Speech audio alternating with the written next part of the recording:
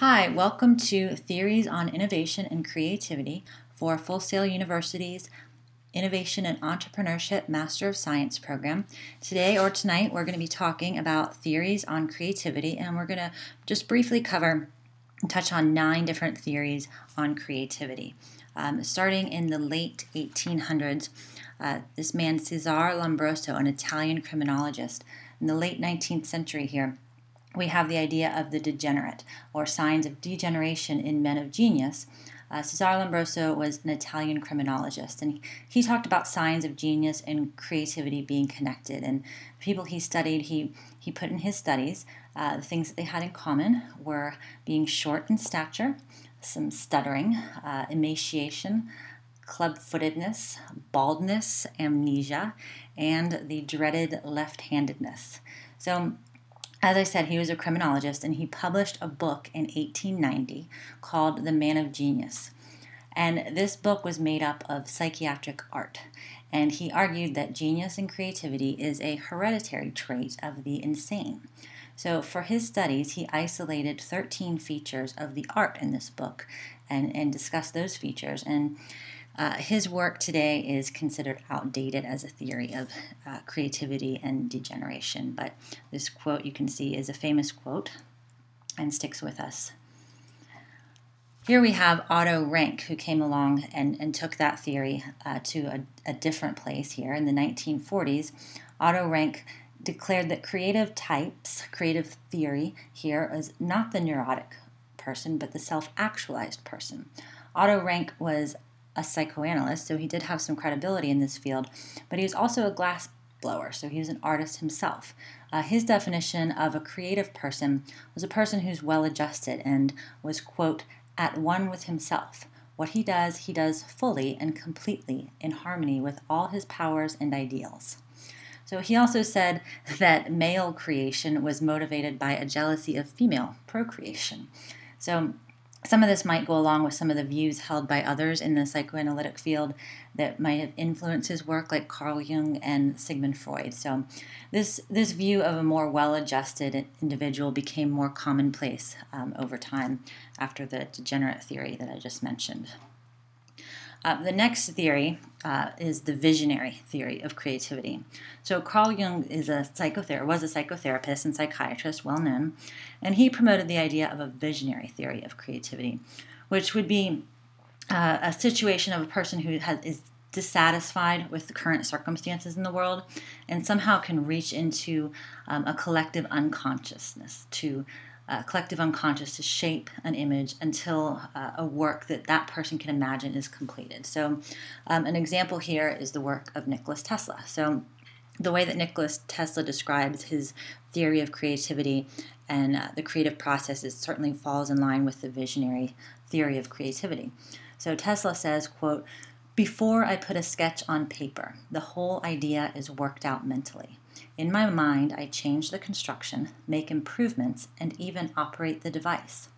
Without ever having drawn a sketch, I can give the measurements of all parts to workmen, and when completed, all these parts will fit, just as certainly as though I had made the actual drawings. It is immaterial to me whether I run my machine in my mind or test it in my shop. The inventions I have conceived in this way have always worked. In 30 years, there has not been a single exception. My first electric motor, the vacuum wireless light, my turbine engine, and many other devices have all been developed in exactly this way. So certainly that's a visionary theory of creativity and quite remarkable. Another theory we have here to research is psychoanalytic theory of creativity, and this is Freud, and you probably have some familiarity. You've heard of the idea of the id, the ego, the superego, conscious, unconscious mind. Other researchers in this field of theory of creativity would be Ernst Kress and Lawrence Kuby.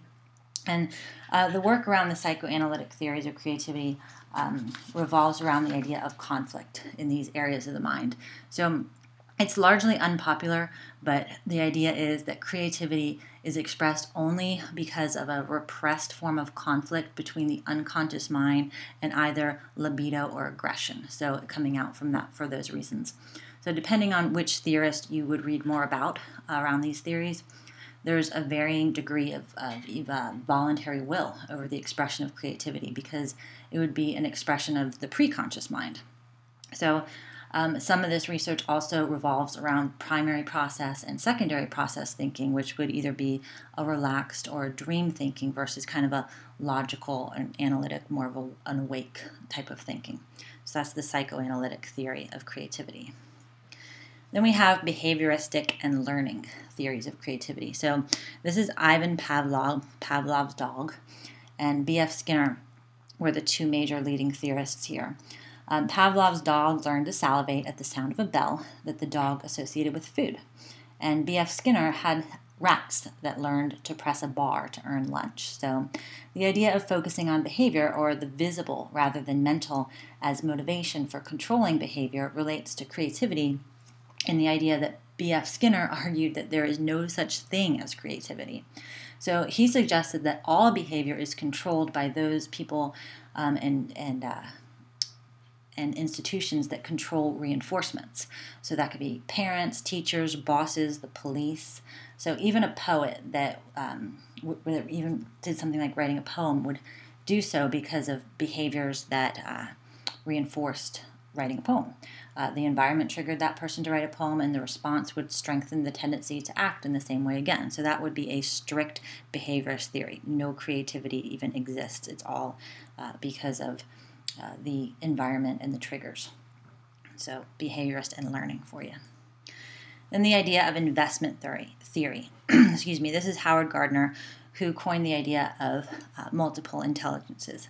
I like to use the analogy of a hamburger here, in that the more you put in to a hamburger, the more you get out, and the more you put into creativity, the more you get out of creativity. And Howard Gardner is a huge proponent of studying creativity, of encouraging learning about creativity, and of being creativity. And this is studying creativity and allowing students to be creative in the classroom.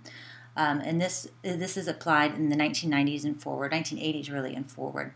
And this is the multiple intelligences, originally applied to psychology, but really education has picked up on this and used this with students, particularly in gifted education. So these are the different areas of intelligence, and most recently added to this was naturalist.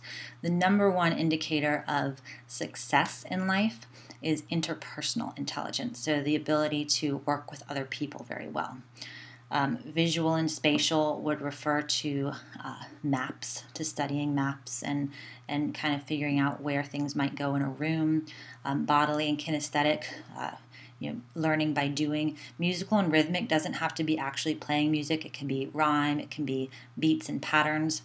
Intrapersonal is kind of getting close to the source, to God, to learning, like journaling, that sort of thing. Verbal and linguistic is being very good at communication, at writing, study of words. And of course, logical and mathematical would be the study of numbers and how things are connected in patterns in that way. So there are 8 different ways of knowing and 8 different ways of expressing creativity, and that's the original research there is Howard Gardner. Then we have the interactionist theory of creativity. So these two researchers here in the 90s came up with the interactionist theory of creativity, and it's basically how various forces and elements would come together to result in behavior and creativity based on the environment. The interaction would be between the person and the environment, so any behavior and consequences would naturally be different every time depending on the features of the person and the circumstances of the environment. So whatever that person brings to the table with their background and whatever the circumstances of the environment is always going to be different depending on the viewpoint, okay? And that what could come into play there would be social influences, any kind of expectations around the culture, any role models that would be involved would all play a role in the outcome in expressing creativity, but the end result would be basically a different view for each situation based on the interaction. And then we have an implicit theory of creativity. So this is, this goes along with your assignment. So what you have to do for your assignment, part of your assignment this week, is come up with the idea of creativity in your own words. So what does creativity mean to you? What do most people think? Well, that is the implicit theory of creativity. Whatever you already thought about creativity has a name, and that would be the implicit theory of creativity. So what exists in your mind? It's partially the focus of your assignment, so consider carefully and share that in your work, okay? Not what is a creative person, but what is creativity. But when people are asked to describe creative people, they usually will use terms like adventurous, curious, active, enthusiastic, imaginative. The only difference here, well, two differences. Artists will generally add, if you ask people who are artistic in nature, they will add the adjective humorous or witty. Artists will describe creativity as people as being funny, okay? And then people who come from societies where it's acceptable to be nonconformist, they will add that creative people are generally nonconformists. But societies that value a lot of structure, generally like Asian societies, let's say, that's viewed very negatively, so you don't hear a lot of that when it comes to the implicit theory of creativity. And interdisciplinary theory of creativity. I think this is our last one. It is. Okay, so this is a scientific approach basically to understanding art. So we have art relying on subjectivity and intuition. Okay, and science, on the other hand, has its roots in objectivity and more of a quantitative focus. So one way of understanding and measuring creativity is to examine the scientific side, which would be like a human response to, let's say, a piece of music, or the relationship between mathematics and theology, or the imagination required to solve problems in mathematics, which Einstein had quite a bit to say on that. So those are examples of just interdisciplinary. It's combining anything related to the humanities and the sciences. Okay, so different theories of creativity there. So think about those and how those affect your definition of creativity. And when you move forward with that, put it into your own words. And when you research the theories on innovation and your ideas of innovation, I look forward to seeing how you put that into what's important, how that can apply to business, and how it can apply to your business in particular, and to your entrepreneurial endeavor. So as you move forward throughout the week, if you have any questions or comments, please reach out to me. You can email me or give me a call or iChat, any of that. And I'm happy to help you with your work. And I look forward to seeing your videos and your discussion board. And I will talk with you next time. Thanks for listening. Oh, one more thing, sorry. This is further reading. There's some really great information here on theories of creativity. Gary Davis.